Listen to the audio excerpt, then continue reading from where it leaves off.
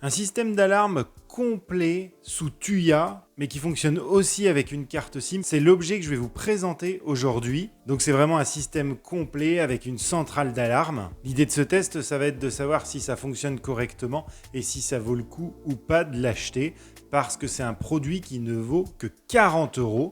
Alors forcément maintenant il faut rajouter la TVA qui est à peu près à 8 €, donc ça fait 48 € le système d'alarme complet. Mais avant toute chose, je vous souhaite la bienvenue sur Vintech. Ici on teste des objets domotiques et tech à bas prix ou à très bon rapport qualité-prix. Donc si cette thématique vous intéresse, n'hésitez pas à vous abonner à la chaîne et à activer toutes les notifications. Donc comment va se passer ce test? Dans un premier temps, on va regarder tout ce qu'il y a dans ce kit. On va faire le point sur toutes les caractéristiques de cette alarme. On va ensuite la configurer en autonome. Et puis après, on va l'installer sur Smart Life. On va regarder tout ce qu'on peut faire avec elle sur Smart Life. Et comme elle est compatible avec les assistants vocaux, on va tester avec l'assistant vocal d'Amazon et avec Google Home. Allez, je vous propose de regarder tout de suite de quoi se compose le kit. Alors dans ce kit à 48 €, nous avons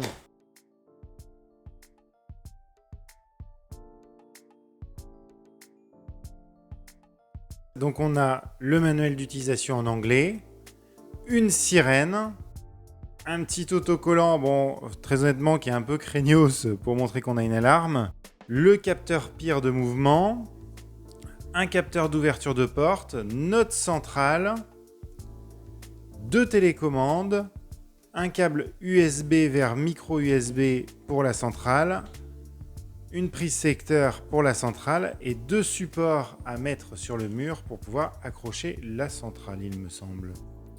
Oui, c'est ça. Donc sachant que ça, c'est le premier kit, mais il en existe d'autres. Voilà, moi, c'est ce kit-là qui coûte 40 €. Après, on a un kit où il y a beaucoup plus de capteurs. Il y a même une caméra de surveillance. On est sur un prix plus élevé à 110 €.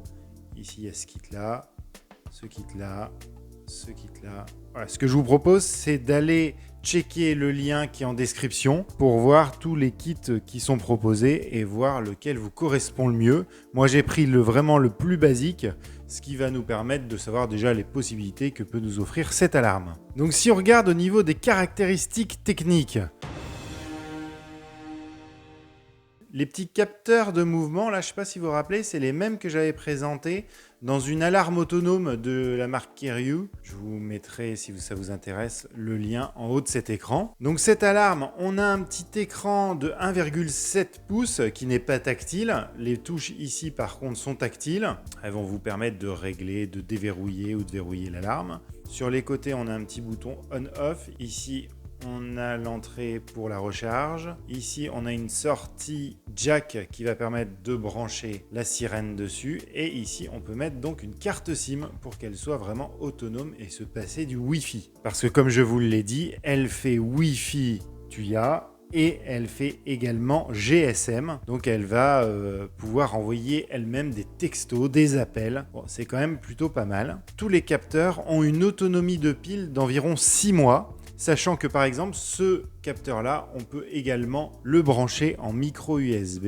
et comme ça, il n'y a plus de problème de pile. Par contre, on n'a pas ça sur les capteurs d'ouverture de porte. En parlant de batterie, cette alarme embarque une batterie, c'est-à-dire que si il y a une coupure de courant, elle continuera à fonctionner. Bon, bien sûr, si elle est en Wi-Fi, elle ne vous enverra pas de notification. Par contre, si elle est en GSM, elle sera capable d'envoyer encore les textos. Sa batterie, elle peut durer 8 heures. Donc si vous avez des malfrats qui veulent rentrer chez vous et qui viennent à couper le courant, vous êtes toujours alarmé. Et elle est multizone. Voilà, c'est un petit tour rapide. Je pense que la vidéo va pas être complète. Si vous souhaitez une autre vidéo pour que je vous montre vraiment les détails, n'hésitez pas à me demander en commentaire. Donc la centrale, moi, est chargée. Mais voilà, on l'allume ici. Je vais enlever la petite protection d'écran. Ah oui, alors ce qui est super aussi, et ce que j'ai oublié de vous dire, c'est qu'elle est en français. Elle est multilingue, mais il y a le français. Et directement, quand on la reçoit, elle est en français. Alors je ne sais pas si vous voyez sur le petit écran. Nous avons ici le fait qu'elle n'est pas connectée au Wi-Fi. On ne l'a pas connectée encore. Qu'il n'y a pas de carte SIM. Forcément, elle ne capte pas le réseau puisqu'il n'y a pas de carte SIM. On est chargé à peu près à 50%. On a la date et l'heure. Et ici, on a son état. Donc ça, tout ça, on peut le piloter directement dessus. Mais on peut également créer un code pour pouvoir le faire. On va regarder ça ensemble. Pour ajouter les télécommandes, c'est très simple. On va ici dans le bouton menu. Et avec ces boutons-là, on peut passer d'un menu à l'autre. Alors ça en français. Ici, on a configuration des numéros, ajout accessoires, les paramètres, enregistrer un message, que si elle nous appelle, on peut avoir un message vocal. Les paramètres de zone, donc ici on va pouvoir créer des zones. La date et l'heure, c'est ici qu'on va la régler. Les paramètres du Wi-Fi et les historiques de tout ce qui s'est passé. Donc là, pour mettre les télécommandes, on va dans Ajout accessoires, on fait la petite coche en bas et on fait Ajout télécommande. Donc là, le nombre, c'est la zone dans laquelle on veut la rentrer, donc on va mettre la zone 1. Et il suffit d'appuyer sur la télécommande. Voilà, celle-là est ajoutée. Maintenant, on va ajouter le capteur de présence. Donc là, très simple. Pareil, on va dans les menus. On va sur Ajout accessoires. Donc là, c'est pas une télécommande, c'est un élément. On fait Entrée. On donne la zone où on veut le mettre. On fait Entrée. Et maintenant, pour l'ajouter, il faut enlever la pile. Enlever la protection de pile. Ah oui, parce qu'elles sont fournies avec les piles, c'est quand même super. Ce sont là des 2450. Et dès qu'on le met, dès qu'il détecte un mouvement, eh ben, il s'ajoute. Maintenant, on va ajouter le capteur d'ouverture de porte. Et là, c'est pareil, c'est une petite pile. Donc là, c'est une pile 23A. Et là, je mets la pile. Hop. Voilà, il l'a reconnu tout de suite. Et là, mes éléments sont ajoutés dans l'alarme. La centrale peut émettre un son quand il y a une alarme. Donc pour l'instant, pour vous montrer que ça fonctionne, on va faire sortir le son que de là. Et puis après, on va brancher la sirène parce qu'elle envoie du lourd et ça va être hyper désagréable si je le lance sans arrêt. Donc là, eh bien, vous partez de chez vous, vous activez l'alarme. Elle est armée. Donc dès qu'il va détecter un mouvement, elle va s'enclencher.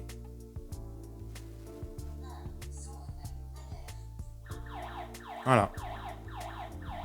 Là, je ne sais pas si vous entendez, mais elle fait du bruit. Et après, avec le bouton, vous pouvez désarmer. Et on va voir si le capteur d'ouverture des portes fonctionne. J'arme et j'ouvre la porte. Voilà, impeccable. Maintenant, je vais brancher la sirène. Alors on peut regretter quand même que le fait que la sirène soit branchée en jack, c'est-à-dire que si quelqu'un rentre chez vous, il débranche le jack, bon, déjà il y a vachement moins de bruit dans votre maison. Par contre, ça vous enverra quand même le texto ou la notification sur votre téléphone si vous passez par Tuya. Donc à ce moment-là, vous serez quand même au courant de ce qui se passe chez vous.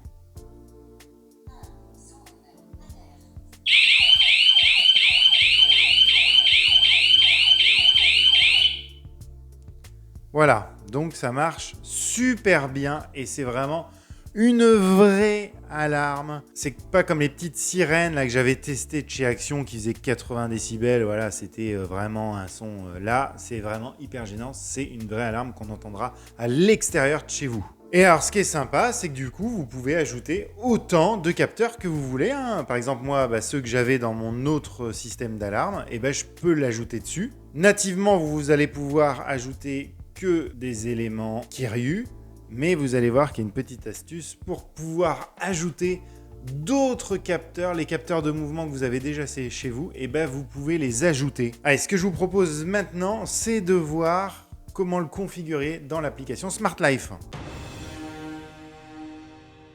Dans l'application Smart Life, vous allez sur le petit plus en haut, sécurité et capteur, alarme Wi-Fi. Une fois que vous avez saisi votre mot de passe Wi-Fi, alors attention, il faut que ce soit un Wi-Fi en 2,4 GHz. Ça ne marchera pas avec un Wi-Fi en 5 GHz.